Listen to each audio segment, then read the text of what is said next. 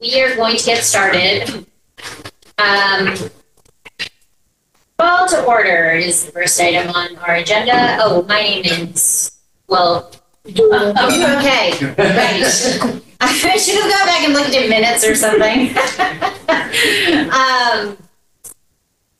Right, so roll call is the first thing. Amber Wilson. Dave Benner. Janie Dickey. Right. Julie McKenzie. Lauren Fairman. Cheryl Hammond. Deb Fishwick. Emma Mastola.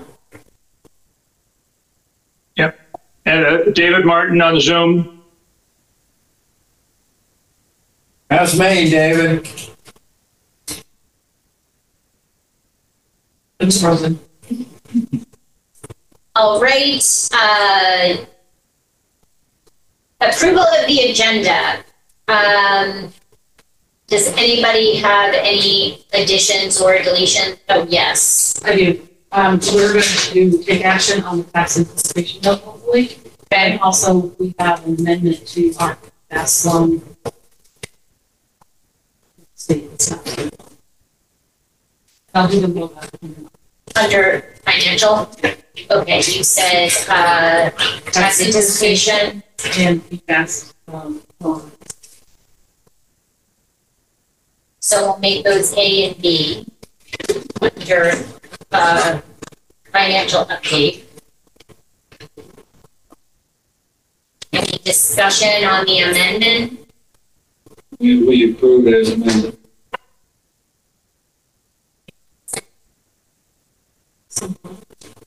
Okay, all in favor of the adding the two financial items? Okay, oh, any opposed? There. Any other additions or deletions? Okay, oh wait, we already approved, sorry. Okay, approval of the May 8th, 2024 meeting minutes.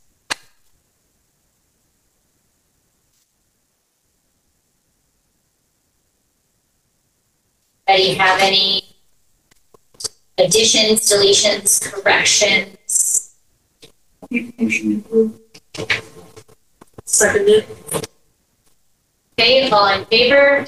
Aye. Great. Next is board communications. Any board comments? I'd like to make one short comment if I can. Please.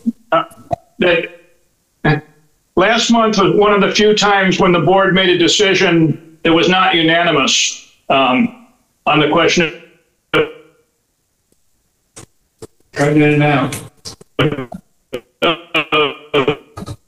Dave, can you hear you? Adding another pupil to the first grade in Ludlow.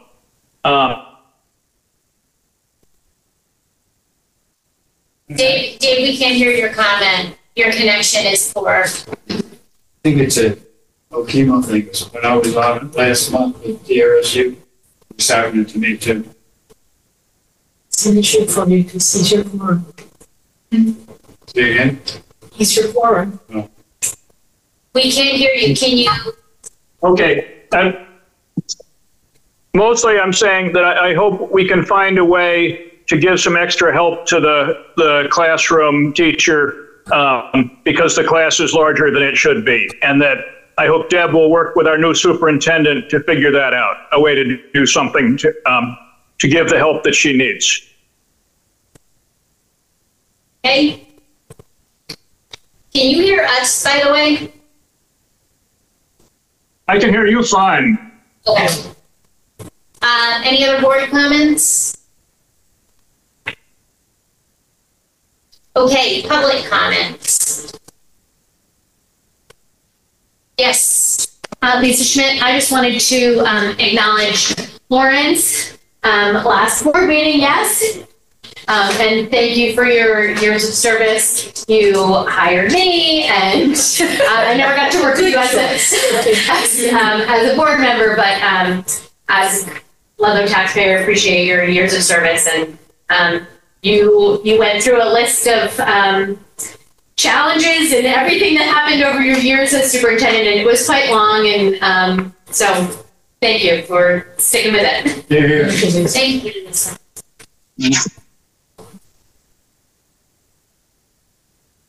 Any other public comments? Oh, chew with your mouth closed.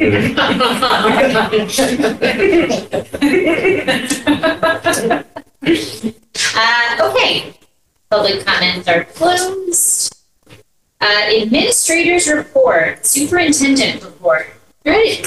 Tomorrow's the last day for our elementary school students, and I'm sure Craig and Deb are going to tell you all about their sixth grade celebrations. That's why Craig is a little late. He'll join us eventually. And other end of the year events. Graduation at Green Mountain for our high school seniors will be on Friday. The end of the year teacher in service is on Friday, June 14th and Monday, June 17th for all of the Ludlow-Mount elementary school teachers. And the budget passed. Yay! Which was in fact just last week. Our relief is so great from that it feels like a distant memory. And I want to thank all of the parents, the staff, board members, community members who worked so hard to get the vote out. We had 766 total votes from Ludlow-Mount Holly. It's a significant increase over what we had in April. And a total of 468 yes to 298 no. I'm thrilled to have it passed, but pleased in general to have so many people turn out and have their voices heard. It was a lot of work for a good result. The date for the all-board meeting, your retreat goal-setting workshop, is set, as said before, for July 12th. It's going to be held at the Green Mountain Union High School Library because there's air conditioning there. Okemo and Jackson Gore did not have room for us, so that's where we've had them in the past. But they did not have the space. Debbie Singheiser of the VSBA was our planned facilitator. She had an unavoidable conflict, so we have secured Jeannie Collins to facilitate for us. I'm going to read you a little bit of her bio so you know who she is and why we are pleased to have secured her. Jeannie Collins, she's just was married a year or two ago, Denise, is a retired Vermont superintendent. She has experience serving rural, suburban, urban communities. She was superintendent for 2 Vermont districts for over 17 years. She has a broad understanding of the needs of Vermont communities.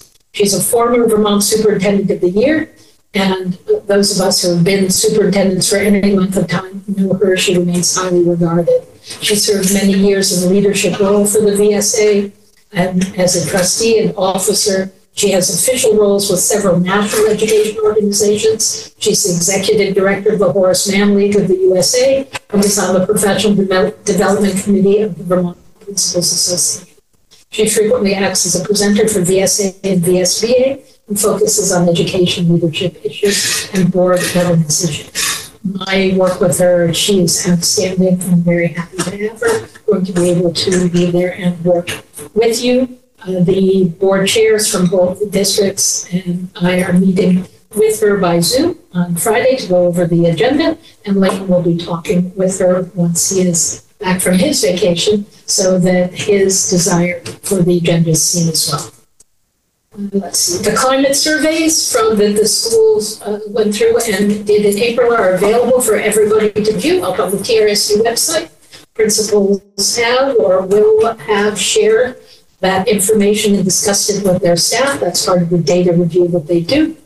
And there will be some additional comparison between this year's data and previous year's data as things move forward. But it is up in a public document for everyone. Since our last meeting, the governor signed Senate Bill 55 that makes some changes to the open meeting law. I talked about this at the TRSU meeting. It calls for those changes to be in place by July 1st. The TRSU board gave permission for us to post the biggest change on the website. This has been done. We're going to discuss the changes a little bit further at the policy committee meeting that is happening tomorrow night. The 2 biggest changes are going to really change the open meeting law rules. It changes for us that we have to post on our website the process by which someone who thinks there's been a violation of the open meeting law can make that complaint. So that language is now posted on the TRSU website. You can see it. The policy committee will look at that. We will probably write a policy that basically says we'll follow the directives of the state about the open meeting. So if you have questions, take a look at that. Let me know. The other change I wanted to be sure to talk about with you is the governor did not sign the big bill that includes the yield. And I'm actually going to pass a piece of paper around for you because people ask, so what happens if we don't have a yield? And it's a little complicated because you can't finalize your budgets for the town in order to draw money without the yield being in place. And because the governor has vetoed the bill that would establish the yield, until we know whether the legislature is going to override that veto, what happens is an open question. And I don't have the answer specifically for you beyond saying that what happens is it's messy. And even though our budget has passed, it puts us in a place of, so what happens next? So this is a document from the Joint Fiscal Office to try to explain what has happened. What was the issue on the yield? Too much, not enough? Or? The issue wasn't the yield. The issue from the governor was that he thinks that the education funding formula is resulting in property taxes being too high for people in Vermont, and he wants to see the legislature make changes to that formula. And because they have not appeared to be willing to make the changes that he would like, this is a way for him to say, well, then we're not going to finalize things. And the details about why I'm not in anybody's head, so I don't really know. It feels a little bit to me like the gamesmanship that we have around the debt ceiling at the federal level, where each side says, we don't like what the other side is doing, so we're going to say no until you say yes to whatever it is. But is there a vote? Is the legislative session on Monday? on Monday? Okay. So this would potentially be resolved Monday. If they override. Yeah. If there is a sufficient vote in the legislature to override the veto, then there's a resolution. The part of the reason for my sharing this with you is that we've had information from the BSA and from the BPA and from other Vermont organizations that suggests that if people are worried about whether it's going to be overridden or not, that you might like to contact your legislators and urge them to finalize a yield so that we can move forward with our budget, and that there is a way to debate on the other pieces when we're not going to be in the position of, can we fund our schools? This is a public document, we'll put the link up so that people can see it. And then my last item for you is, as Lisa said, this is my last board meeting with you. It's been a pleasure to work with all of you. I've really enjoyed being a part of this. Vice versa. Yeah. So I wish everybody all the best, and I'm sure I'll see you around. So thank you. Any questions or comments, Lauren?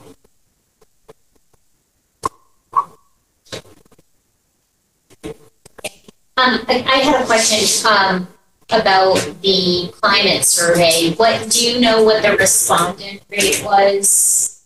So the total number from each school, in terms of both the parents, there are two surveys, one for parents, one for staff. Okay. And the total number is on all of those numbers. So it's a different number for each school, and for staff, and I don't remember exactly what they were. But when you look at them, it will tell you how many people respond.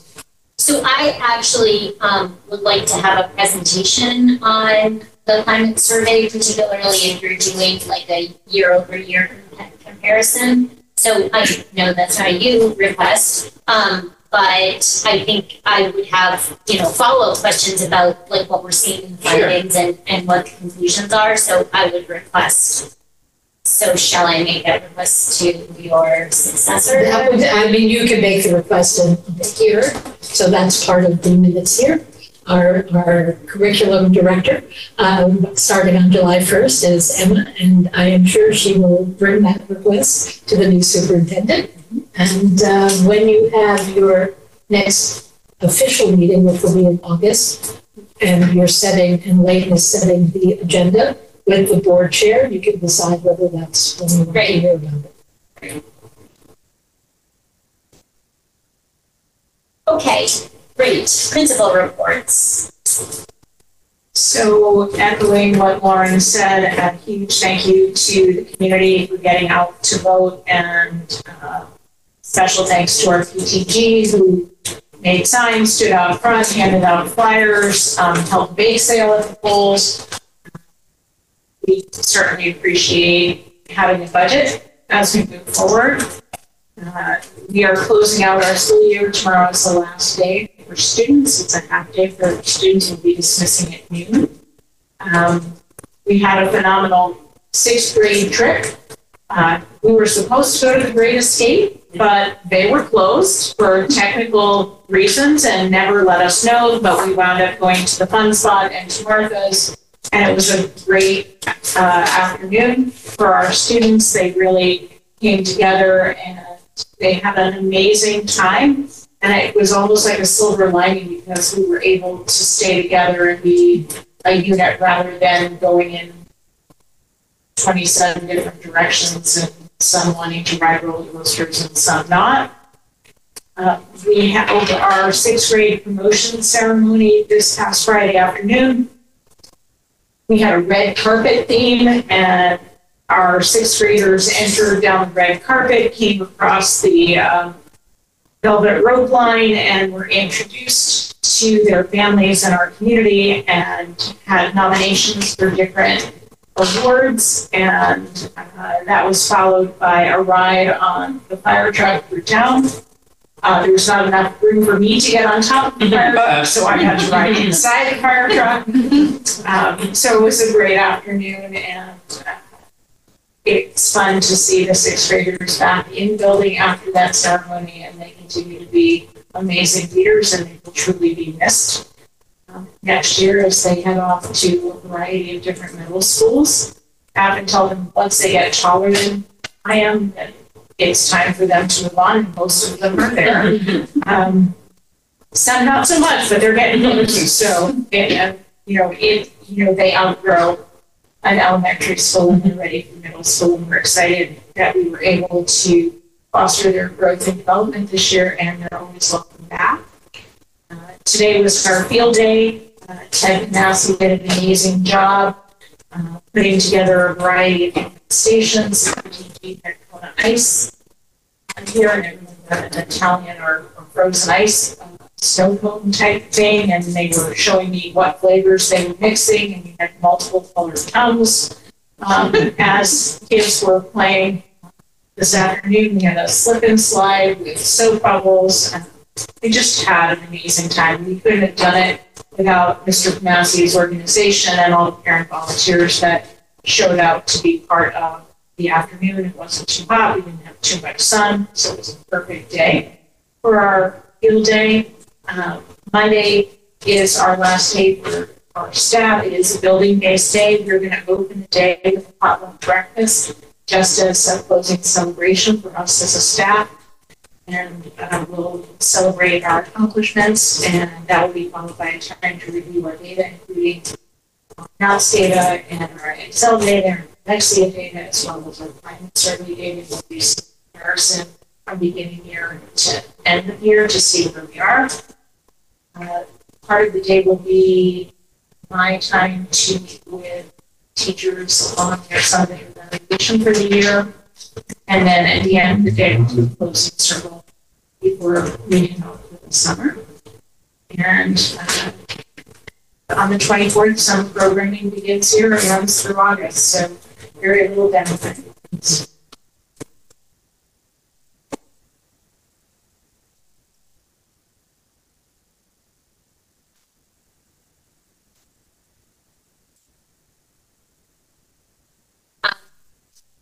So moving on, and if Craig attends, we would take them out of order. Curriculum report.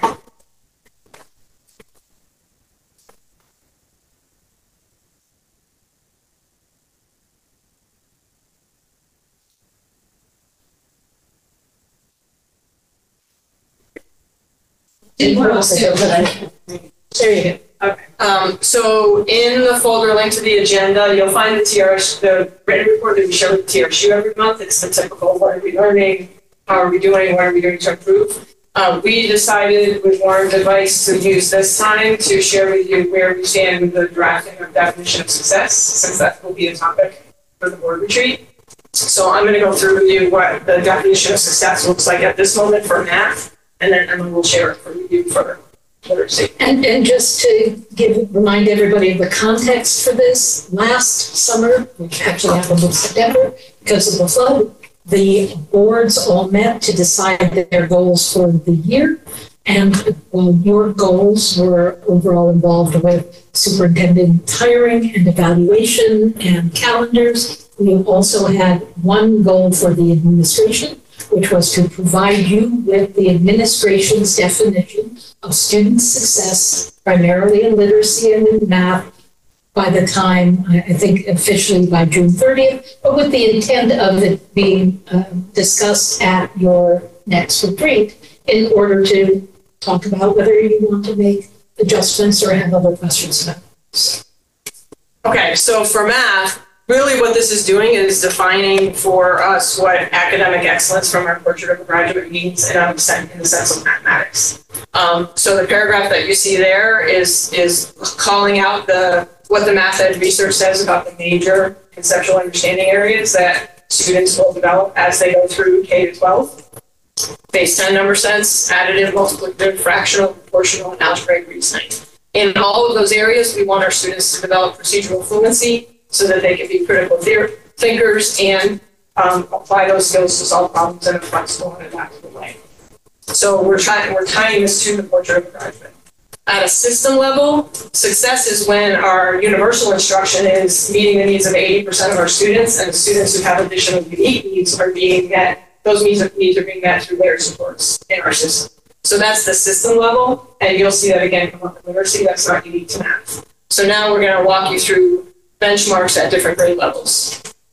From K through second grade, the goal is to develop strong additive reasoning so that when they leave second grade, they're ready for the next set of concepts. The measure that you see here is coming from our NWA math growth data. The spring assessment, we're looking for the range that you see there, 176 to 202. The middle of that is the median for NWA for the second grade nationally, and the range comes about from the standard deviation plus or minus the median. As our data-driven culture continues to develop, and as we improve our data sources, the measures will likely change, but this is the appropriate measure for whether we're actually reaching success at this point in time. The next benchmark is at grade 4. Grade 4 is picked because the math ed research says a neurotypical student has completed a foundational understanding of multiplicative reasoning by about that age. Again, accurately, flexibly, efficiently, and strategically, that brings in the procedural fluency and the adaptability. Here we have 2 measures we can rely on. The MAP NWEA range, just like for second grade, because K6 students all take that test. But these students also take the end of year VT-CAP assessment, so we'll be looking at that data as well for measures for this grade. Wherever we can have multiple data points is better to see, be more confident in what the measure is telling us. In 6th grade, it's about 5th and 6th really together, although some of the work begins in earlier grades. We're trying to solidify fractional reasoning in preparation for proportional and algebraic reason that will come later. And once again, we have 2 measures, the MAP and growth assessments in the spring for 6th graders, and the VT-CAP assessment at the end of the year. In 8th grade, you're finalizing your proportional reasoning foundation, beginning your algebraic reasoning, particularly with regard to linear relationships, so that you're ready to move into all the other different types of algebraic reasoning in high school. Our middle and high school students do not take the math growth assessment, so we're back to one measure at this point in time. This is the BTCAP end of year assessment for purposes of definition of success. There are IXL measures and classroom-based measures throughout the year that we're using to inform instruction. This is just the summative measure that we're using for that grade level. And then in the high school, what we've adopted here is what the proposed here is what the Vermont AOE has proposed as their PBGR statement. They've been doing a lot of work high school. They've kind of completed that work, and they're now developing and finalizing the work for K-8. And what they've tried to do is establish a statement like what you see here about what it means to be mathematically literate at different points in time for equity purposes. Knowing that different districts will do things differently in terms of implementation, they want this to be an umbrella that makes it so that if a student moves between districts, they're not so different that the student isn't able to assimilate into one district coming from another. So the measures for this one have to do with grade 11 PSAT tests. And the benchmark scores that the College Board says indicates the student is college and career ready at that age. As well as Green Mountain. In the case of Green Mountain, they have identified high school graduation requirements, and the expectation would be that all of their students have reached proficiency in all of those graduation requirements coming out of Green Mountain. And likely the high schools that, although not all the students go to apart from Green Mountain, have a similar structure. In our system, we wouldn't have access to that data, but we can see it from the Green Mountain side. What does PBGR do? PBGR stands for proficiency-based graduation requirement. So that is the statement of it at the state level, and then in our middle high school within TRSU, they have their own definition of what that looks like in implementation. I think that's it for now, unless there are questions. Okay. Could you go back to sixth grade? How many years worth of scores do we have for the NWEA math group? I think it goes back to 2013. I think that, if I remember right, the last time I was in there looking at that particular section, I think that's when it started. May not have K6 every year back to 2013, but we have some data going back that far. And I suspect sixth grade is one that we've had every year. For the current sixth grade, we likely have scores for ones who've been in our system since grade 1 for all systems. Is there any outliers or whatever for the COVID year? Yes. Oh, sure. What is kind of? I mean, We didn't they give the disregard assessment at all in We're missing data Okay. for the COVID shutdown year, and for the 2 years, for the year or two following that, we, as expected, saw some decline, right. and are starting to rebound from it. Thank you. Any other questions? Yeah, have you made an analysis about where the current population stands in these, against these metrics? The spring window for math just closed about a week ago, so we're in the process of looking at that data now. And the BTCAP scores from this spring will be released in July, so we'll be looking at those. I don't know, I think the training on the reporting is after the retreat, so we probably aren't going to know that after the retreat, but we will know it in the fall. The hope would be that there is, we have tried to do, subject to all sorts of emergency things happening, some kind of data presentation in the fall of each year. But this is how our students performed on the various standardized tests. Now that we have something that was a little more concrete for us to say, instead of here are their scores and we think that's okay, we can be saying that the majority of our students are or are not meeting this level that we've identified as a definition of academic success, understanding that it's a snapshot and not the whole photo album, sorts of other measurements. Other than if the scores, for whatever reason, don't show up as desired, are there then things already in place that will? Oh, that's happening throughout the year. So this test, like the math test, is not given just in the spring, it's given in the fall and the winter as well. And we're looking at that and saying, okay, how are we doing? Are we on track for being where we want to be in the spring? And if we're not, what kinds of adjustments need to be made in core instruction and intervention digging down into classroom data, why certain students are performing in certain ways, and trying to address that all along the way. This is just sort of the snapshot at the end that we're using to say, how are we doing overall? How often will the board be brought up to speed? Well, if we stick with the format we've had, when we report to you, this is what they're learning and this is how they're doing, that this is how they're doing section each month is from the same data. Thank you. So they've been more or less alternating a literacy math. And if you. The last few months Yeah, before we got into SIPs and everything, we had both in there, but one was presented with, our roles changing, Emma becoming curriculum director, me becoming technology director, and me just be Emma. We're still trying to sort that out. But I think we intend to keep sharing that kind of information. Right, there's a similar pathway in our presentations that we've had over the past 2 years, which is what are students learning, how are they doing, and we always have an accountability and data measurement, whether it's some kind of measurement from our local common assessment system, and then what are we doing to improve, and that's the pattern that we've tried to continually have over the past 2 years in reporting out to the boards. So those last two elements, how are we doing and what are we doing to improve, I think speaks to what you're asking about, Dave, along the way. Yeah, I guess my worry is that so often we have a program that we're measuring and we don't do anything for the bad results until it's already in extremis. So Because you're looking at that and yeah, I mean, you can always make the system better, but we've been working hard to try and be doing that continuously along the way. Thank you. Any other questions?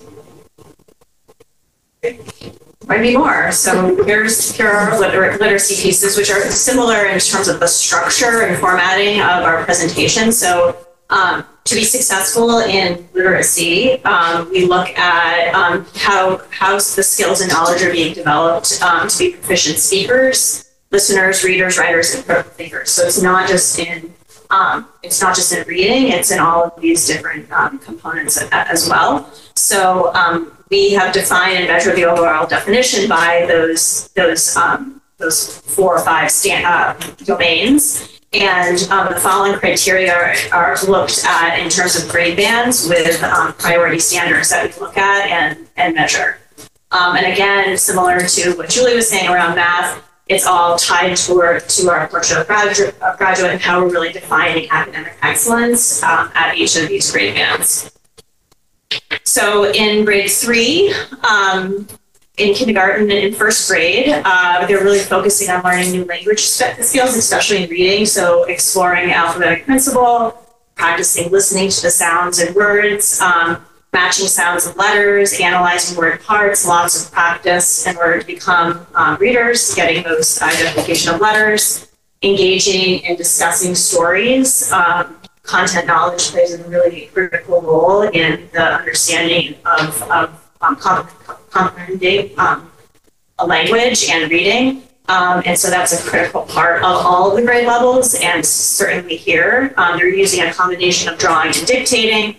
And in grades 2 and 3, students are really becoming more independent in those skills and setting the stage for academic success. So they're actually really building on the early skills that they're developing in kindergarten, first grade, practicing reading fluently and confidently, lots of practice and fluency, and acquisition of words so it becomes really solidified in memory.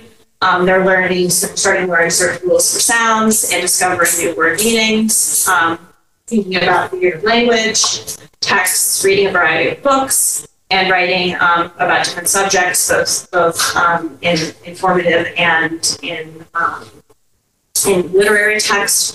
And they're also really practicing the speaking and listening skills in order to be better communicators, and that actually helps with the writing piece as well. So this is actually linked here, more additional information to achieve the core, which is the Common Core standards, or the standards that we use for ELA. And that is the priority instructional content that we're really focusing on and our curriculum is focused on. So we're measuring that in reading by a similar growth score, so 181 to 213 for our NWA growth assessment in the spring of 3rd grade. And students earning a performance level of 3 or 4 on the BT-CAP are likely to stay on target as proficient readers. In writing and language, we're using the BT-CAP as well as in speaking and listening and some curriculum-based measures.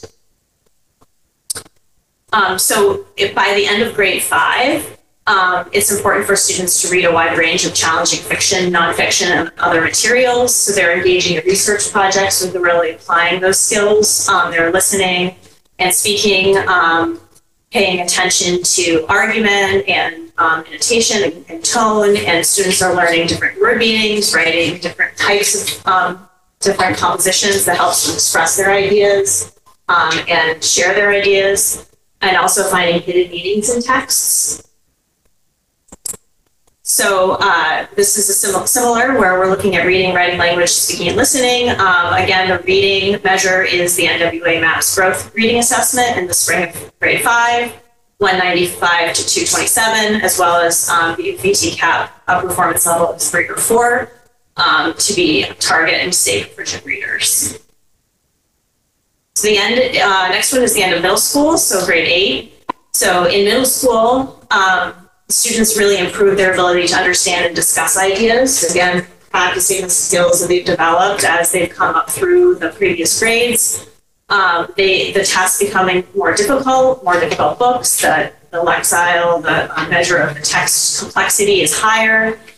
They begin using evidence and academic language from different readings to support their own writing. They're questioning what authors or speakers say and expanding the vocabulary and evidence effectively in writing and speaking. So we're measuring that we don't have, as Julie said, for math, we do the same for ELI. We do not have an NWA growth score for 8th grade, so we will use VT-CAP to measure that as a performance level of 3 or 4. So in high school, they're continuing to really focus on reading a wide range of evidence for supporting their ideas. They're connecting parts of a topic and seeing how complex ideas fit together. They're learning to evaluate different arguments and handle challenging materials on their own, reading lots of literature and advanced nonfiction, deepening their understanding of culture and literature, as well as writing well-supported papers and crafting presentations, which is really happening also in middle school as well. And talking about what they read and writing about, it helps them explain and defend their ideas. So these are just not happening in English class, they're happening in other subjects too in high school. And so we are measuring that by the PSAT score by grade 11, earning a score of 460 or higher on the reading and writing section of the SAT.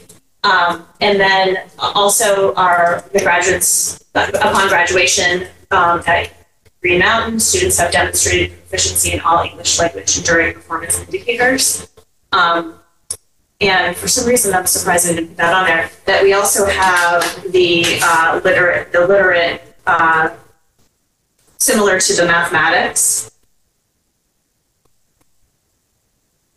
The ELA literate individual, which I thought I'd put on there as well, similar to the proposed indicator for the Vermont AOE has proposed as defining that too.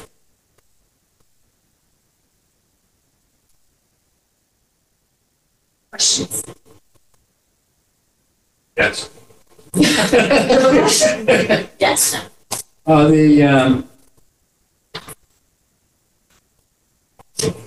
Are the evaluations of the kids triggered by the test scores, or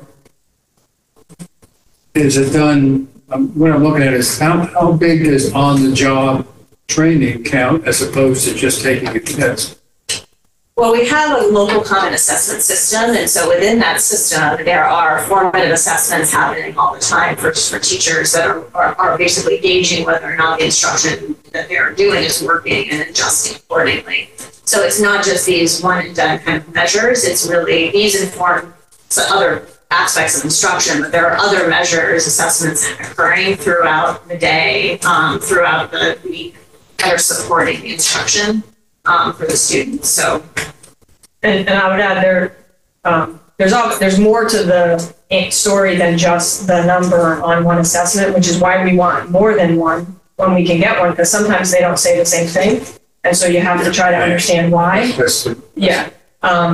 But at the same time, if the classroom assessments and the formative assessments like Emma's referring to, and there are summative assessments within there at the end of units as well, if that data is indicating a different story, then we want to know that and understand why. For example, if the data there looks like all is good, yet it's not translating to these tests, then we need to figure out why that is. Why can't the students show what they seem to know in this kind of environment? That's part of that adaptability. So you could be like showing the kid freezes on taking It tests. could be, yep. It could be flexibility and we think they know it, but they know it in certain contexts and at certain times, but it's not real. It's a little fragile and it's not solidified, so it doesn't transfer. But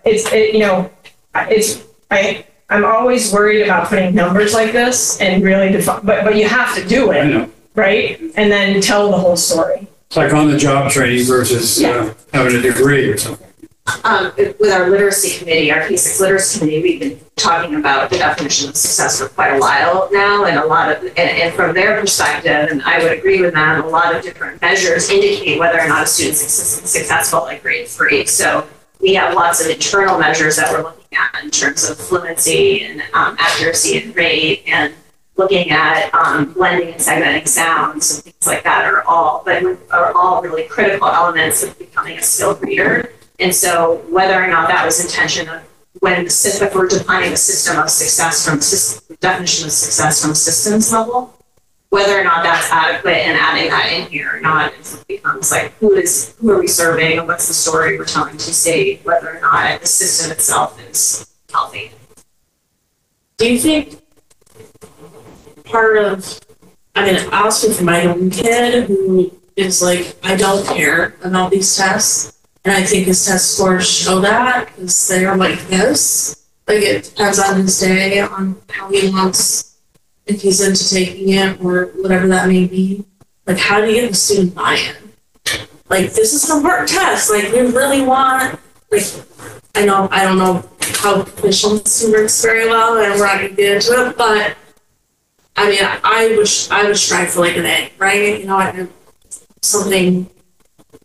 I want to get high honors. I want to get that award. Like, what do we have to get the kids like excited about school again? I feel like my son doesn't do that. Well, from my perspective, I think the relationships this teachers are fostering in the classroom and the expectations and that teachers hold for students, I think are really important. So understanding what makes a student tick and understanding why certain things, understanding the why behind it, I think is really important in terms of engagement. So understanding what makes them tick and understanding what the culture of our public classroom that you want to set is all really critical, important elements of creating a system where all students achieve academically. So I think that's the long and short of my answer. I mean, I would add that some of the things that you see in the continuous improvement plans from the TRSU level in the building, some of those change ideas are really representing shifts in the way things look in the classroom, like speaking from the math perspective, shifting less from share your answer to tell us about your strategy and your thinking, and engaging students in that kind of conversation with each other, not just with the teacher or not just listening to the teacher. The education research says that can be very helpful to not just solidifying understanding, but motivating students to be interested. They want to talk to each other, so let them talk to each other and facilitate some of those conversations being about their learning, and then they start to take more ownership from it. We actually have adopted 8 core practices that are based in research, and one of the first ones is using learning targets to engage students and empower them in their learning so they understand the trajectory of what they're learning and why it matters.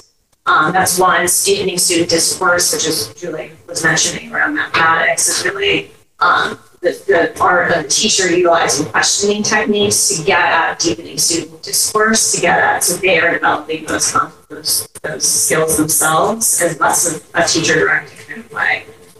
Those are two. There are a few others. Using anchor charts, there's quite a few of the 8 that help support teachers in understanding best practices in order to create those experiences for students. So why, as a student, why do I care about this test? So the question of motivation is always a question. What is it that is for any student in any classroom, their motivation to do what they're being told to do? And for a lot of students, that motivation is their parents are telling them that if you don't do well in what you're doing at school, there may be some things that disappear from your life that you would otherwise like to do. For some students, there's an internal motivation. I want to learn what's going on, and I feel good about myself when I can share with my teacher that I've learned things. Other students, not so much. But the conversation we keep trying to have is the purpose of feedback and the purpose of grading. And within a proficiency-based system, the purpose of grading is not a reward or a punishment. That you don't give a child a grade saying, good job, or give them a different grade saying, bad job. You give them feedback about where their performance is and the motivation about whether they want to get feedback that says, you did great, or feedback that says, you're not there yet. I have no answer for what it is that motivates each individual student. It is certainly the case that there are plenty of students over the years, I was one of them, and lots of people are, who are motivated in a system that says your grade is your reward for good behavior. But from an educational standpoint, that's not the purpose of a grade.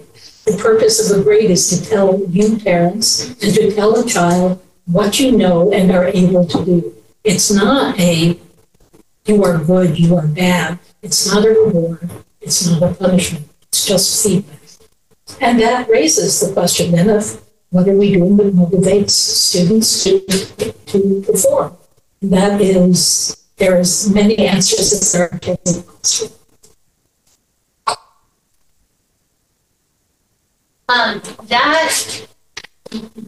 It's interesting because my general takeaway from this presentation is that we're conducting evaluations in a number of different ways and that we're incorporating data into our teaching practices. So can you help me? But my impression is that the metrics that you're going to rely on to measure success are aggregated. So you're not looking at like a particular classroom or teacher's room or student, but it's like you're analyzing based on the aggregated data set. So then I guess my question is, are you also thinking about the measurement tools that are more individualized, like grading? My parent experience has been sort of deeply frustrated with the current evaluation form that we use in elementary school, that I've received in elementary school, because I think any good evaluation tool should explain what the numerical values are and then also explain where the growth needs to be. And I don't get that from like a 1, 2, 3, 4 system. And actually, I think that on the organizational sort of workplace side, the data very clearly show that employees would rather have, on a scale of 1 to 5, the employees would rather have average than the number 3 on an evaluation. And I kind of feel the same way about education. The numerical system is, I think, not helpful in the spirit of kind of engaging students with learning. So, is that part of this or a separate aspect of improvement? What are the plans there? It's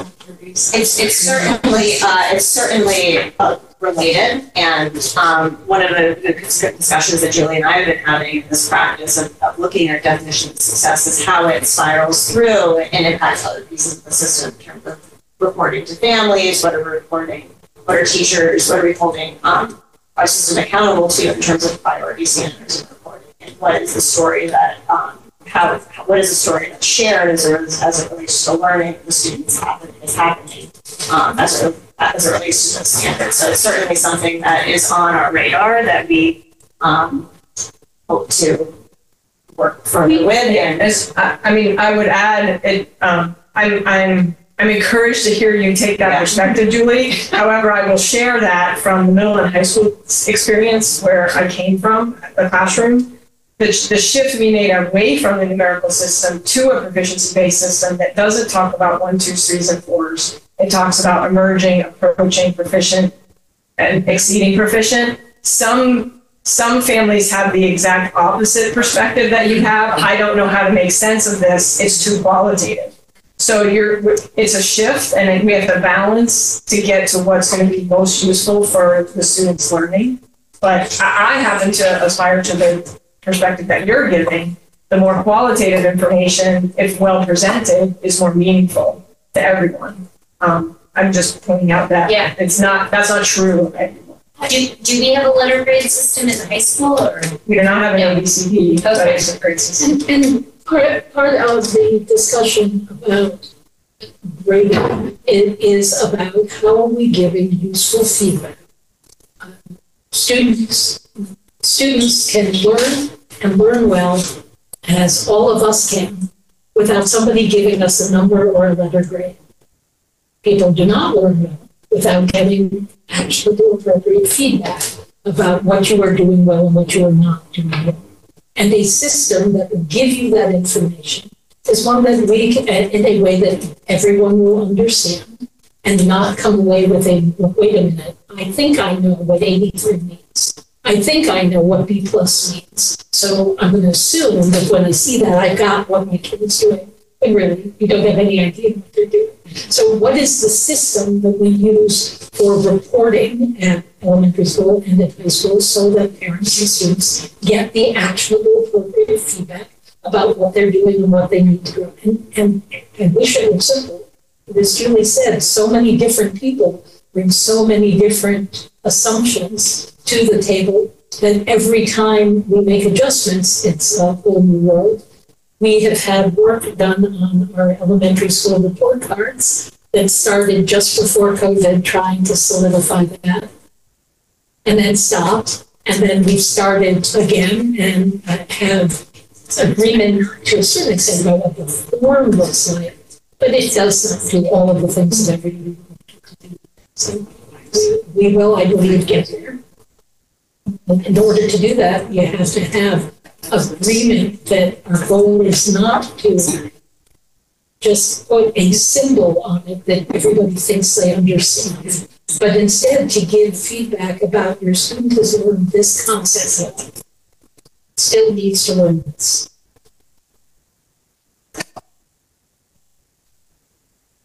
An answer to one raises two other ones. Absolutely. That's why you hire To educators. build on what Julie was just saying, if we're measuring to the aggregate, and we are finding and showing that we are successful in the aggregate, happens to little Johnny that falls through the crack. We're not letting cracks. Yeah, and we're not, for purposes of definition of success for the system to the board, it's at an aggregate, but I hope we're not giving the impression that that's all that's being done. The building principals are looking at it at the building level, the teachers are looking at it at the classroom level, the teachers are looking at it at the student level. It's all there and it's all being discussed and used to inform instruction. It's just that at this definition of success for the system level, this is the best measure at the moment. There's a reciprocal loop of data from classroom, which is each individual student, as well as the classroom as a whole, to the building, which is about in buildings where you have more than one grade, about how the grade is doing, as well as each grade, to the district, and then to the TRSU. So we look at how are within the TRSU all of our sixth graders doing. How are the sixth graders doing in each individual building? How are they doing in each individual class? And as you go down to the micro level and get closer and closer to the student, the frequency also is increasing. You're not looking at it fall, winter, spring. You're looking at it monthly or weekly, and in some cases, maybe daily. to see if the instructional. Accumulation or of data, it's gotta be unbelievable. Yeah. Go ahead. The other, I just wanted to also note that I think it's important that I'm looking at this last statement around our MLSS system of 80% of students develop grade level understandings through universal instruction, but there's layered supports of providing students still working towards proficiency. And so that proficiency is defined so it's clear what the student's working towards and how what support is needed in order for students to demonstrate proficiency on that certain skill area. So we're not leaving. So on an individual level, then, is there a thought of thinking outside the box for possible suggestions on how to conduct a trip? Like we used to have reading dogs. Kids would read to a dog because they didn't read well to the teacher or in the class, and that helped them with their reading. Do we do things like that? Yes. In the reading dogs, I think that we might have them in a couple of different places now, but I think to your point, we look at what are the evidence-based ideas that you can implement in each one of the buildings. That's one of the tasks of the principals in the buildings and leading their building through the change process as identified in the civic work of what evidence-based practice can be implemented that supports like a greater rate of progress towards the goal area. And to your point about managing data, so you find you diagnose the problem. The student isn't where we want them to be, and we think this is why. So we find an instructional strategy. We implement that instructional strategy. We collect some more data to see if that strategy is having the desired impact. And if it is, we do it until we get where we want to be. And if it isn't, we adjust it again. So, I mean, that's kind of the loop that you're going through, trying to rely on evidence-based practices wherever we can. And if those don't work, then start to think out of the box and find other ways to meet the unique needs of that.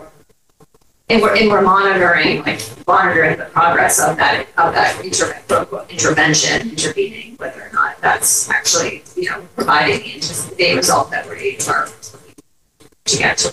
And that's true for instruction in the classroom, and true, but from a building leader's perspective of the strategy. And sometimes it's not the cognitive abilities and the development of the academic understanding. Sometimes it's a social emotional barrier that is interfering with the progress. So that's all part of the process. Yeah, I'm thinking about how a little kid, brings tears to my eyes when I see it happen. A little kid in kindergarten or first grade leading the school meeting and doing all these things it takes to do a school meeting, and how would that little kid then be evaluated? That's covering a lot of bases on what he or she is doing. That's part of the evaluation is the student's ability to do all that, right? And this number is a canary in the coal mine. It is if we have students who are successfully doing all of these pieces, have shown their ability to understand and do all of that work, and are not scoring in that range or scoring significantly below it, we wouldn't want to be in the place of, well, he's doing fine here, so we don't need to worry about why he's scoring as a non-reader when we have evidence that he can read. We want to be able to look at that. And I appreciate your concern that we make sure that we look at all of that. And the same thing we've said that no one is ever proposing that we have a blinders on and that it is just test oriented.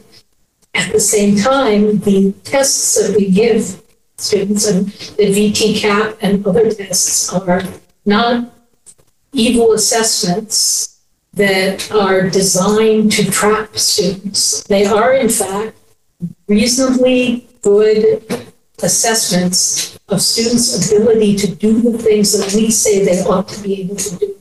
So that if we consistently have students who are unable to perform on those, not just an isolated or an occasional thing, because that's an indication that something in our system isn't working.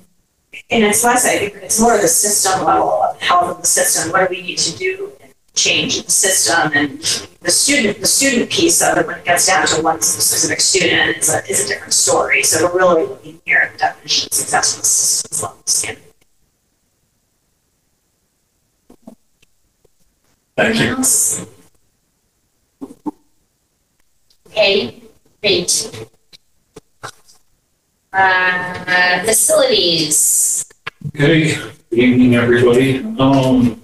So the night that the budget's passed, I got right on the phone with Eric at EEI, and he started working immediately on calling architects and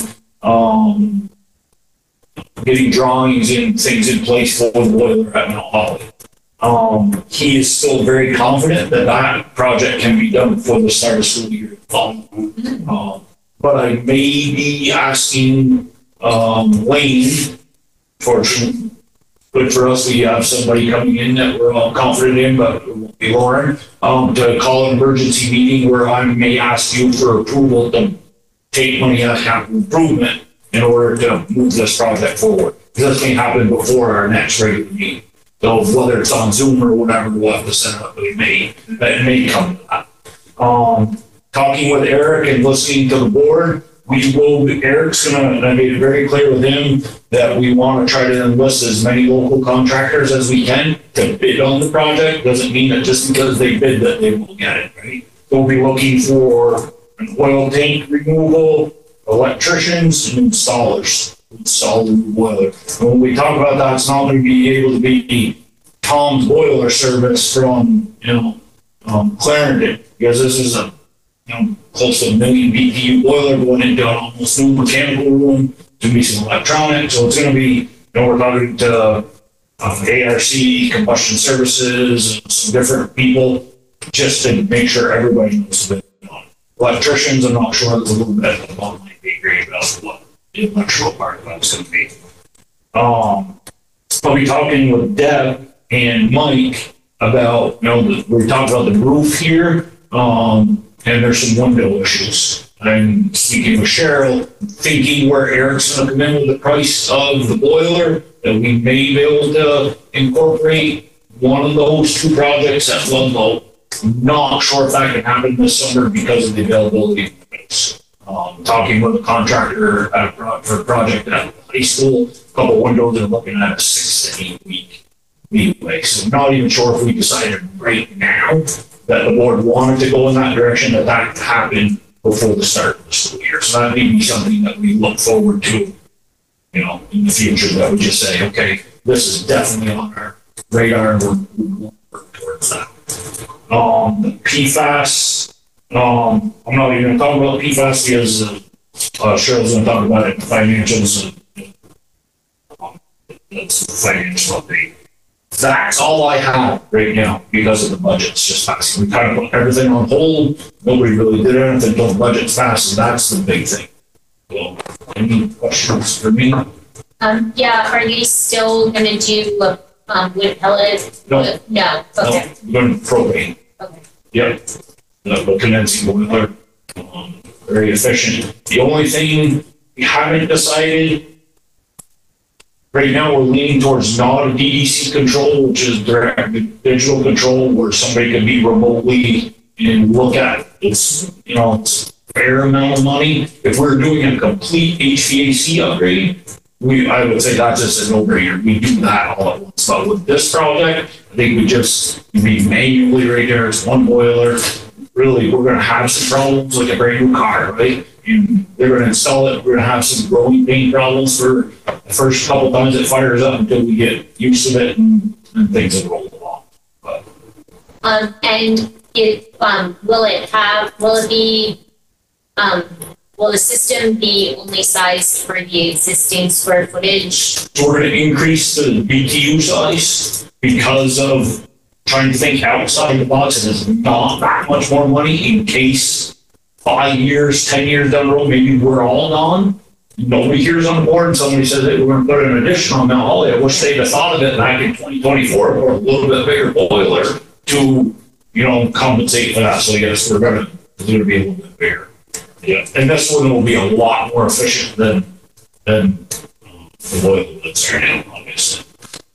So the oil tank, the oil tank removal, we talked to a few contractors, there's a lot to it. There's EPA standards you gotta follow, and there's some state regulations and how much oil can be in the bottom of the tank and then take it out, have to be insured for a gazillion dollars in case there's any problems at all removing it. So there's a lot to it. And Eric will put all that together in the bid package, and that will go out to bid. Sure, we'll get a chance to look at it, I'm sure, before that goes out.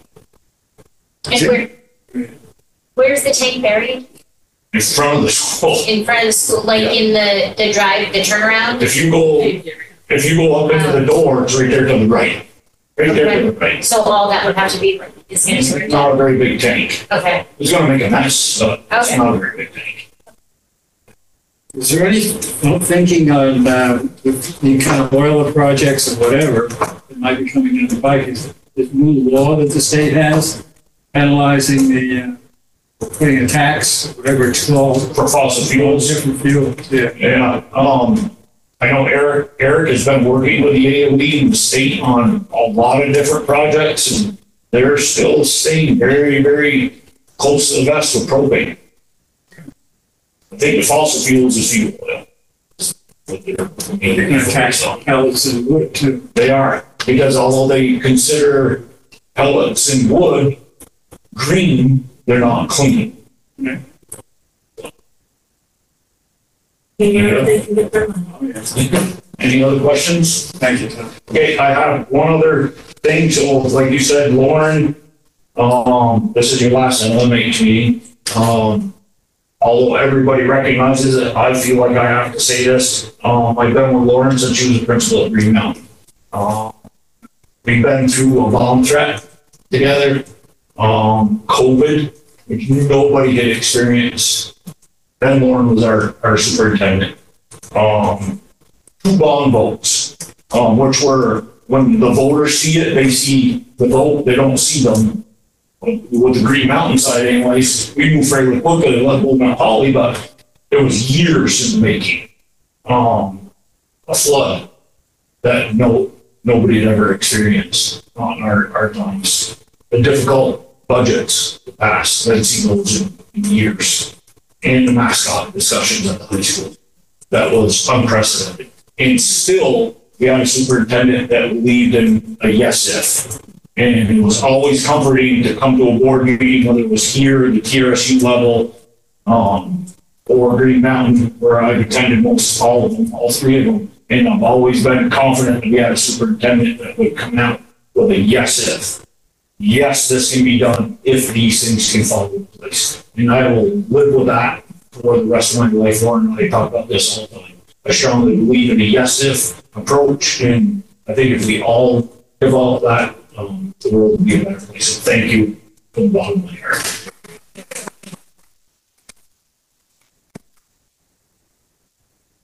Let's follow that. Hand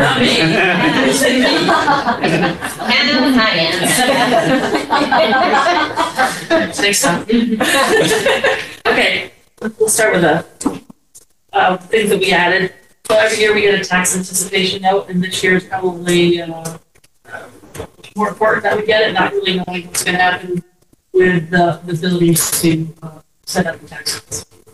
And even if they send them out on time, they come out on time. The latest and the thing that we get. So I got the bid back from the community bank. They're the only ones that bid because we had one with them. No one else going to go out on a limb to give us any money. So I've asked for $900,000, which we did last year. The interest rate this year is 5.59, which is up from 4.2 from last year, which is not great, but it's about as it could be. Last year we used $545,000 of that.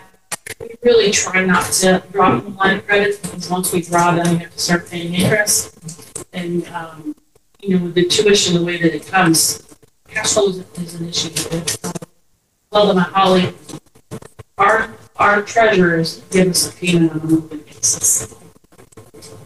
The law says that they have to pay us within 20 days of the tax collection unless other arrangements are made. And I questioned David Johnson about this because David Johnson's been around for a long time. And he said that they had a previous arrangement way back when we were all individual schools under a mentor. I'm like, what weird. So I'm going to meet with the town clerks about that. I also don't want to shoot ourselves in the foot because they've always been good if we were in line to give us a little money for the minutes.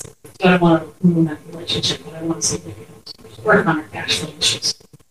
So in saying that, I have a tax anticipation of 900,000, interest of 5.59. And so what I would ask for a motion to approve it, and ask that once the paperwork comes, either the board chair or the vice chair, so it's leaving down the board chair from that board, approve the paperwork once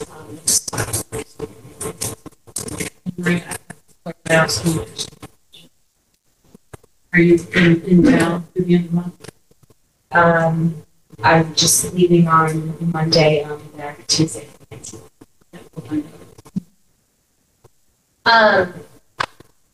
Is the rate impacted at all by the uncertainty around the legislation? Okay. No, because this is a tax anticipation, so we are going, budgeted tax and.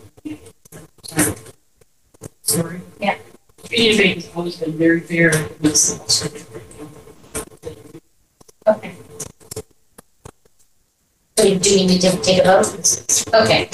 I make a motion, we approve the 900 grand at 5 whatever percent, and what else? Allow the chair or the vice chair to sign up on. I do. Any discussion on the motion? That'd be second. Okay. Any discussion on the motion? Yes. The county heard. Yes. Go ahead. Were you voting? To discuss? Were you voting yes on the motion, Dave, or did you want to discuss? No, just voting yes. Okay. Sorry. Yes, so. All those in favor? Aye. And opposed? Okay. And wait till he comes in? So I have other things. Sure. Okay, so we'll come back. Our multi-line insurance is going up from 308,000 to 333,000. It's a 8.13% increase. It's based on a couple different things. One of the big things is Chester Andover. We're at a pool. They also look at it as so when we do something like Urban Bass, it has an experience rating. So we had flood damage down there. We're doing working with FEMA. They've given us a little bit of money. But those school is in flood plain. There's a plane in the zone. They're in the floodplain, and so travelers insurance that previously insured us would only go up to I think like 500,000, and so National Flood Insurance was brought in to close that, cover that gap that they wouldn't cover. And so for Chester Andover, they have it's 26 and three, probably about an $11,000 increase in the premium because. And so that side of the district will see that, but anything we do. So I did budget a little bit more, so that it's enough to cover Is this school in? No. Okay. Chester Andover is the only one, and it's really, It's a piece, it's a piece of Okay. So what is their total? that's why I don't have broken down by school yet. I just know that National Flood Insurance is associated with those buildings in that district. So I do an allocation and they sign it. So you pay the insurance for this building. And they take it.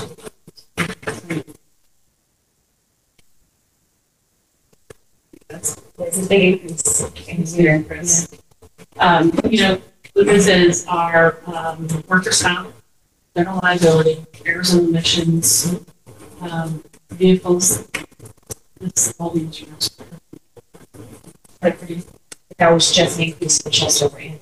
No, that's overall increase. Gotcha. And then we're gonna parse that out. They're gonna get a bigger chunk of it just because. Right. Okay, so we'll go back and base that.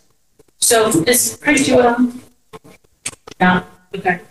So the PFAS water project, this is water project. I mean PFAS, so that they changed agencies which was going to fund us. We were going to get our funding through, and they work with the bond bank. So through this process of what they have done, we waited enough time that we need to go back up to bid. We had a bid from Bellevue, and we were going to start in summer, I guess. And a bunch of things changed, and now we've had a time lapse. The buildings no longer available, and so we need to go back up to bid. So Craig Julick has moved companies that we are staying with him because he has a very good knowledge of our project. So he's gone through and done with the paperwork of what we need for this new bid. And we need to do this and get it approved by the bond bank before we can actually go back and no grant money. So Craig has gone through and figured out we need an additional, I think the first one was $776,000, $1,000, and we need another $149,400 for a total of $905,000 to complete this project. So we call this a loan, but it's a forgiven loan, so we do not have to pay that. So it says a small print. Not that it doesn't make you nervous, but so we need to approve this amended loan agreement, and then they can get on the process. And we're hoping that they can start sooner than later, and they maybe can do what they can while the kids aren't at school. Work around something. So I need a motion to approve the amendment.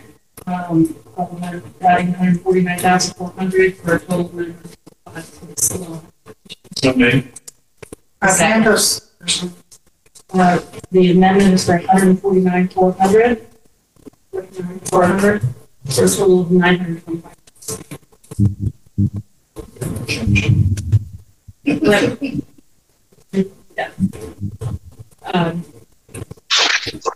And then Julie and Maria, I'll have you sign it.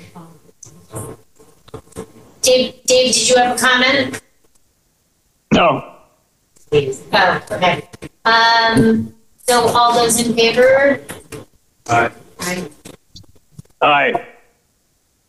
Anyone opposed? Okay. Sure. Thank you. Thank you for that. Next on my list, the town of Mount Holly has requested that we pay for expenses related to the April 23rd vote. They are requesting $675.25. It's to cover two things: the hours that they paid for people to be there, half, asking for half, as well as food. Seriously. Is there precedent? We don't have a precedent for multiple things. I'm sorry, don't they get paid by the taxes from the landlord? Is that Well, either they're the town employees? no, they're not town employees. So they're people that come in and say the word volunteer, but that's not correct because we're paying them. We pay people to come in to set up the polls for the day. Oh, so they don't do that. Great. So in town of Ludlow or Justice, I don't know if they get paid or not, but they've never voted. So maybe, I don't know. Because our votes are usually happening when the town votes are happening. We don't get billed for it because people have to be there to do the town votes. So we do not have a precedent for, in recent memory anyway, of doing, we don't have a precedent from the time the Ludlow-Mount board existed of having to do a vote when it wasn't also a town vote. And they did not charge us for the April 23rd vote, I right? actually said, this, the bill, they didn't charge us. Oh, so they're, Yeah. they said they weren't going to charge for, oh, they were charging once, is that correct? Yeah. So this is to cover both of those.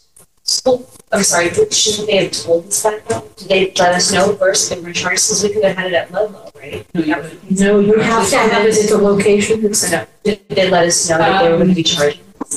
I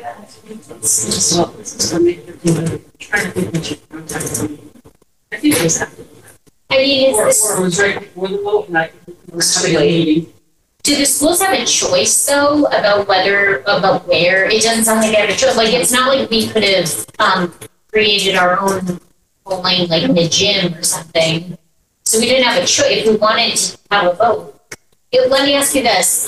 Last year we had to correct the language. That was a separate school vote. Were we charged for that? That was all their responsibility. Yeah, they need 2 errors on, they need error on the numbers. And they didn't put my name on it, okay, and I apologize for that. It actually was 3, the language, the numbers, and then we knew about those 3 errors last year. No one suggested that we should have to pay for an additional vote that's cost that the town employees. On the other hand, this was not a result of their errors, this was a result of the failed vote. But if it weren't for our failed vote, these people would not have to be there. That's why they requested. I don't chafe against the request to be paid for the time. Yeah. I'm cranky about the food. How much was the food with that? They fed them dinner. $127. So they got free dinner and they got paid for being there. Yeah, I think that people, because there's 2 people that were there 9 hours. Do consider as you're making your vote whether you want to have a fight with them. What's the hourly? Where's this come from? Select board?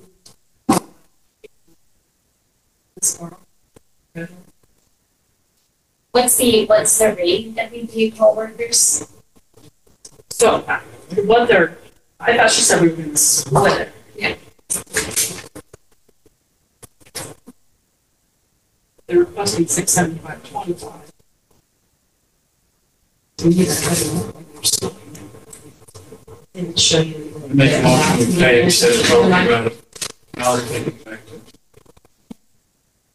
What? I'll talk to the town office. Well, let's go on. It's gonna be good. It looks to me as though basically they're charging $15 an hour for people's time. That's what they're doing. So, My understanding was they were. and the total amount for all those hours would be $547.50. And then additional money for food from Vermont Bliss and from Domino's Pizza. To get to that. Can we table this till next one? Oh, that's August. Okay, table till August? Do you want to have a conversation with people about it first? Yes.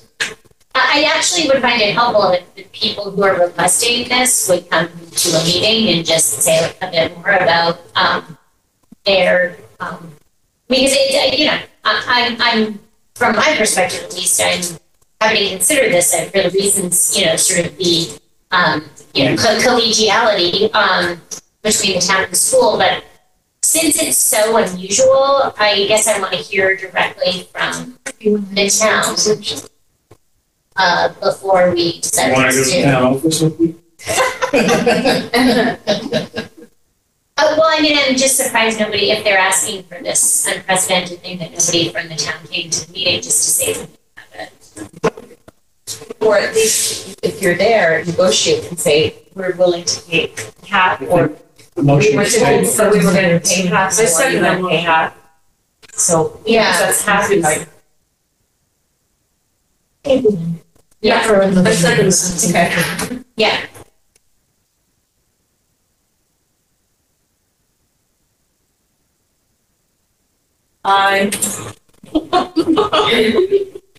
Motion to table it, I second it. Okay, I'm gonna bring it back in August. Sure. yeah. All those in favor? Aye. Anyone opposed? Okay, okay. Did you, is Dave still with us? It's, Okay. Yeah, I vote yes. thank you, To Dave. table. Yeah. Right. Are you, anything else?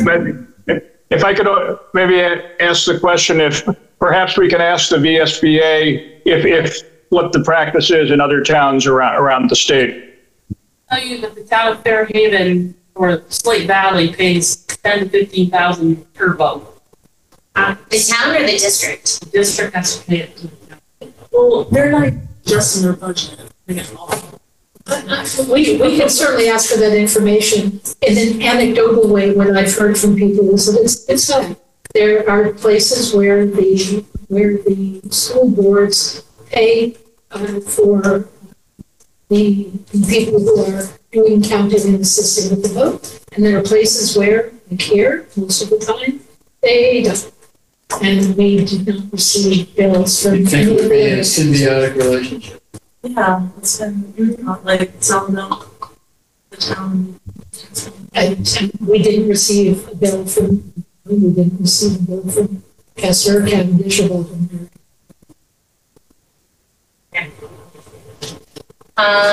Okay. Anyone else? Financial, we're at 90% spent. I think we're gonna come in pretty close. We tried to do some numbers, but at the end of the year, it's those bills. So, and the other big piece of it is the acceptance from the issue. Special ed.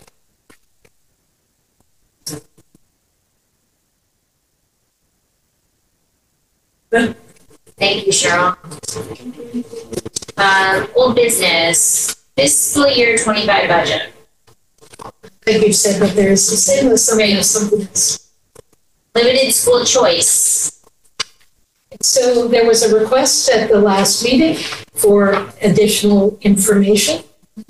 Kelly English went through and scoured files and had conversations to come up with a packet that everybody has. That is the information that we have available. Some of this goes back quite a ways, but there is a difference between the conversations about school choice from prior to 2018, when Ludlow Elementary School and Mount Holly School were their own districts having conversations about how they were paying for things. And the system, such as it is, that has been in place since the Ludlow-Mount Holly School District existed, has had a varying level of attention to detail. And Julie and others here raised a lot of good questions. The conversation that we had last month. It seems to me that it is a good time, at a time of transition with board members, a new superintendent coming in, and an increased level of people wanting to move between districts. The suggestions you all made last time, so look at it and revamp it and decide what you want it to be. And you'll decide whether you want to do some reading outside of a board meeting and come with a proposal rather than trying to spend time in the meeting hashing it out. You might want a committee of 2 people or so to try to do that work outside of this so that you're bringing, as Julie experienced when we were talking about the superintendent and Dave as well, talking about the superintendent evaluation, is sometimes much more productive for 1 or 2 people outside of the meeting to look at material, draft a proposal, and bring it to the board, because it is so much easier to edit than it is to create. Yep. Sounds great. I like it.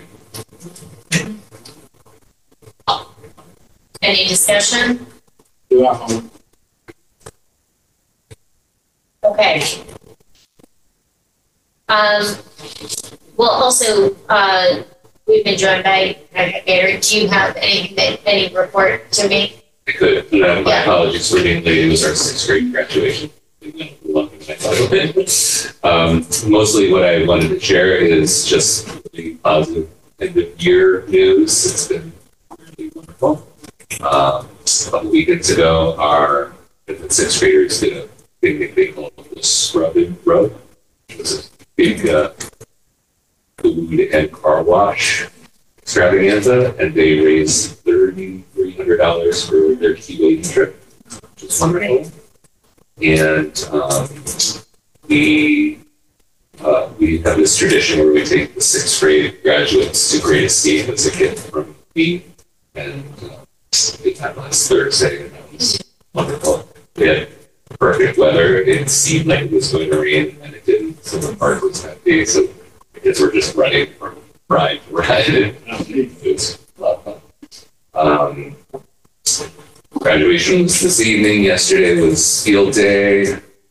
Ted and Nancy did a wonderful job. We had a ton of volunteers helping us. Last night was a talent show. Thanks, Selena, for the advisor. We had about 24 student acts and some staff got into the section too. And we completed all of our end of year assessments and seen some growth, and we're going to celebrate that tomorrow with a school-wide pizza party, ice cream sundaes, and other things. Wow, that's fun. Yeah. I'm making more. Oh, we're gonna work. We're gonna work. But we'll have a little fun at the very end. Thank you.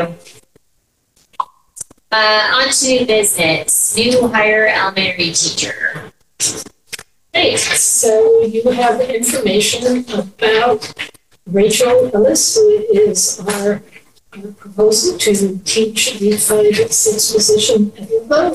And with Rachel, you can see from her resume, she has considerable experience as an elementary school teacher in Montessori schools. And it's moved here. We're fortunate to have her. I'll let Deb talk about the details about why we want her to join us. So Rachel was one of several applicants for this position. We had 2 rounds of interviews. Rachel walked into Ludlow Elementary School because she heard we were a multi-grade school, and that's why she wanted to be here. She's in the process of getting her master's degree in elementary education and needed to do some observation hours and was really wanting to be in a smaller school that had a multi-grade classroom. We partnered her with Lisa Marks, and she hit the ground running and had a very positive relationship with the students almost immediately. And we encouraged her to apply for the position. She did, and she was our top choice. As Lauren said, she has Montessori experience.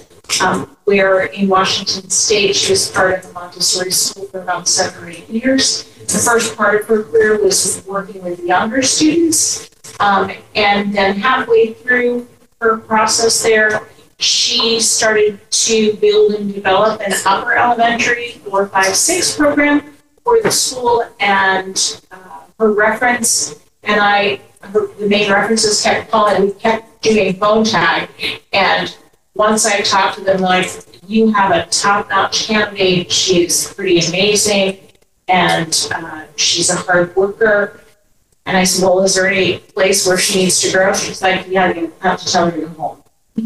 Because she's just so dedicated and willing to do the work and put in the time to work with kids. So we're excited to welcome Rachel to our elementary school community. And having someone who has worked in a multi-age classroom, developed the process for a multi-age classroom, and is uninterested in working in a place that doesn't have a multi-age classroom is a real benefit. Absolutely.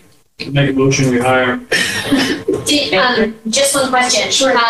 Does she have the credentialing that she needs? Yes, she did. She needs a provisional license, which she's been approved for. Okay. Because she does not, because her undergraduate degree was in biology, she's been doing the teaching, but she is almost through this master's in elementary ed. So she has multiple credits in elementary education, the state of Vermont requires that you pass the praxis, which is only passed for elementary education, and that you have a certain number of elementary ed credit hours in order to give you that provisional license. She has all of those credits. We put the application in for her. She has to give them some details, but they've already approved her to have a license. Okay, I'll second that. Okay, so all of us in favor of hiring Rachel Ellis? Aye. Aye. Great. Anyone, yeah, okay. Passes. Terrific. Thank you very much. I'm going to be very happy. Policies first read. Looks like we have G1 curriculum development and coordination. It's a first read. Okay, You look at it again in August. You will. You'll look at it again. okay. Mind your fathers. Uh, Just one thing. Item C, new committee to discuss creative solutions. That was something from at the last meeting. People talked about the desire to have something like the Innovations Committee, whatever you want to call it, but if you want to put that together, propose it, talk about who's going to be on it, when you want to meet, it's on the agenda, so you can do that. I wouldn't like that because I feel like there's not enough time in this meeting to really get anything extra done. So I'd like to be on it if we can have one. Maybe some background. We did this way back when Bruce Williams was the superintendent. And I don't know if it's even possible now, with present guidelines on stuff. But we decided to have a committee that had basically no structure to it. It was very little bureaucracy. It was a think tank. Let's throw stuff against the wall, see if it sticks. The committee did not have any authority to do anything except recommend items back to a board. In fact, it was great. The superintendent was willing to let us be loosey-goosey in that sense, and not have a lot of structure. With structure stops creative thinking a lot of times. So I am really all for it, excited. And I know Lisa Schmidt like choose on the original book. There is a small amount of things that are required that committee, because I came to a couple of those meetings, that committee had the requirements. It was a warned committee meeting. You didn't just talk to each other over the phone and decide when you were meeting. There was a warning that the meeting was going to happen. There were minutes that were taken at the meeting, because if you have a committee that meets, you are required to have minutes happen that have to be posted and published. You have to go through that process. But your agenda can be discussion of ideas, and there doesn't have to be anything beyond that. You do have to have minutes. You do have to have public comment. But if your discussion is just going to be everybody talks anyway, it's not really an issue. So there are some controls you have to have. You also are not required to have the number of minutes that anybody has to talk about, and your agenda can be open discussion of ideas. And that's, however, if you have, it is a committee, it is a warned meeting, you're going to have people who are connected with it. You have to post when it is happening. You have to give people an opportunity to know when and where it's happening. None of that should get in the way of your ability to have a discussion about whatever you want to talk about. Do you have any additional to add to it? You were on it. Yeah, I really enjoyed being a part of it. I thought it was great to be a part of it. It was pretty good mixture of all different levels of expertise, including the public. And a lot of community members on it. When I came to it, I was still the principal of our green mountain. So Would it say a lot of calling or would be a year or two? Ludlow-Mount Holly right now. Green Mountain has their own, they call it something else. Structure. Yeah, that's not exactly an open, yeah. So, but any meeting is open to the public. People can come from wherever they want. Your decision process is, what are you going to call it? Who is on it and who is the chair? So that you have somebody who is approving an agenda and dates for this. And you would decide your chair at your first meeting, but you can decide here, if Dave and Jamie are going to be on the committee, and you're going to call it the Innovation Committee. So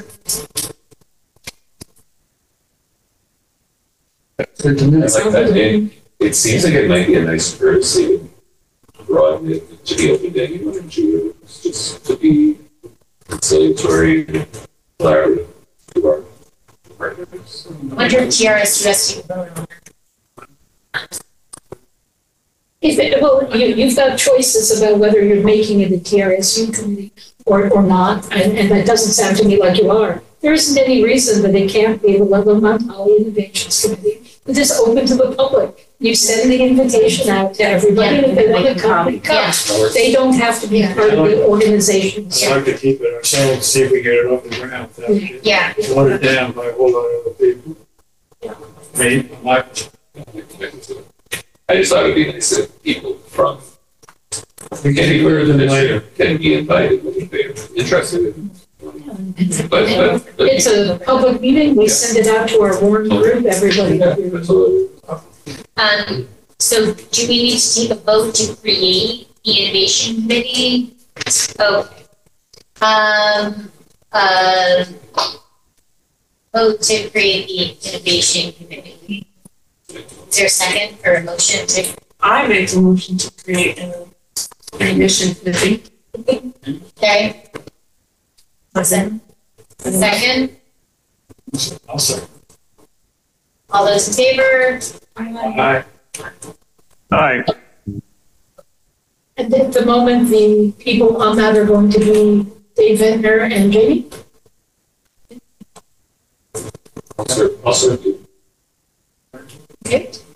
And if you have an idea of when you want to meet, send an email to Kelly English. I'll tell her to draw up a template for it. And once you know when you want to meet, she'll schedule it and warn the meeting date. Okay? don't want it too big, because if it's too unbelievable. Okay, great. TRSU board report. I can think about that. We talked about the superintendent evaluation, which is still, in process. The life of its own. Yeah, it does have like that. And actually, I still have. Okay. We celebrated the budget passing. We reviewed the TRSU 2023-2024 goals, which I think we intend to, which I think we noted progress and in progress in some, and completion in others. And then also reminded everyone about the all board retreat in July. Were you there? Okay. Did I miss anything? I don't think so. Okay, policy committee, has there been one? We're meeting tomorrow night. Okay, great. Facilities committee, is that regularly meeting still? Yeah. Okay. Okay. Policy is approved at this meeting, done. Any public comments? I'm really impressed with typing skills. Get all that information down. Thanks. Yeah, I can't answer that. Yeah. Never is a tremendous resource. Any other public comments? Okay, next meeting date is, the all board retreat, July 2nd, 12th, July 12th, 8 to 3, Green Mountain, High School Library. Is that right? Yes, and it's in person only. Then the August meeting is the next regular meeting, August 12th, 6 Monday. Must be on the 12th, isn't it? We sometimes. The all board meeting, was there, 14, a certain amount of also have quorum, is that important? So yes and no. The all board retreat is warned as 3 separate meetings, even though they all happen together. The TRSU board, the Ludlow-Mount board, the Green Mountain board. If there's no quorum, you still have the meeting, but you can't decide anything. That you're going to get information, you're going to hear from your facilitator, you're going to discuss what your goals are for the year and what your goals are for your superintendent.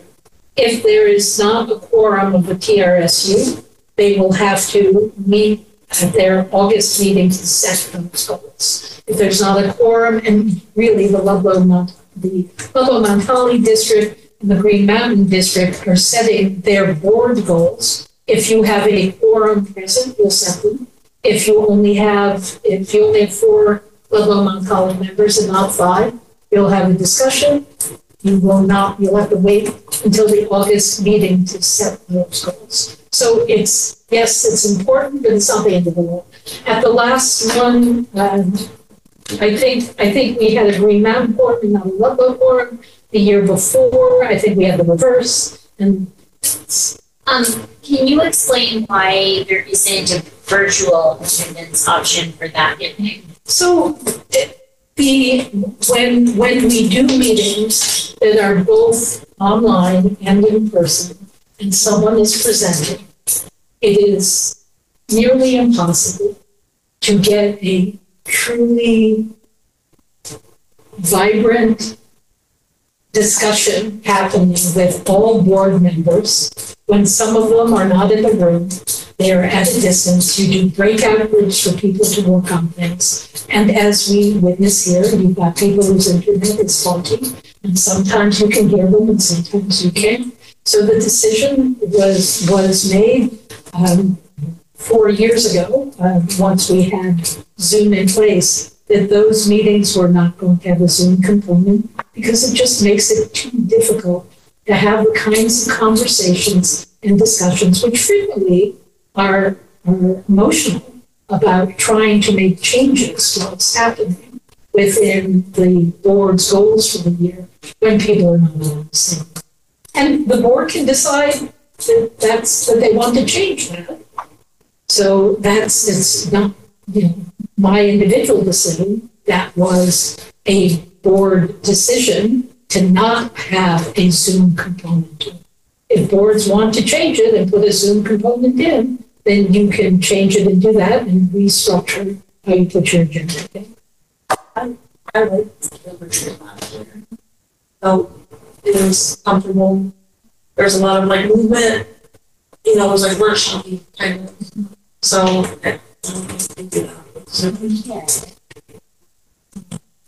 frequently the facilitators involved in it, while they will say, and I haven't talked to Ginny about it because we just told her it was in person, but in our previous years, our facilitators have said, given an option, either all on Zoom or all in person.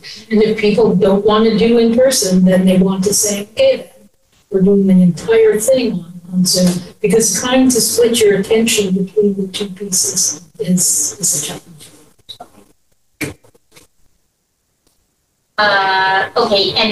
So the regular meeting in August is August 14th. 14th, yes. 2024, 6 p.m. in the professional development room at Ludlow. Yes. Board self-evaluation. Before you go on to that, the items on the agenda for that August meeting, you're going to want to talk about, there was something from the town of Mount Holly, that's going to come back in August. And a climate survey presentation is going to happen in August. Was there anything else you want to? And are you planning on meeting about limited school choice before the August meeting? Because if you're not, then you're going to have the same discussion about, are you going to work on a proposal? Well, I would like an opportunity to read the information that was part of today's meeting, and then I would be comfortable with that being a discussion item for the next time. See where we're at. Yeah. So the in August, you want to have on the agenda a discussion about the material that we've been sharing. Yes. Yeah.